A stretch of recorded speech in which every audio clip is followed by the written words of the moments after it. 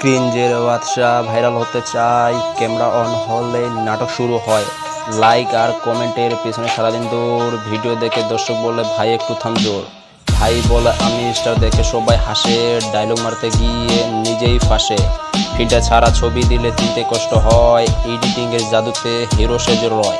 নাচতে গেলে পা যায় একদিকে, গান ধরলে সুর যায় আরেক দিকে।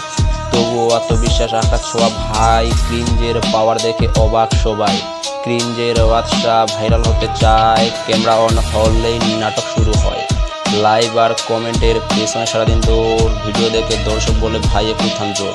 ক্যাপশনে লিখে লিজেন্ড কার্যক্রম সব জিরো। নিজেকে ভাবে সুপারস্টার, বাস্তবে সাইড হিরো।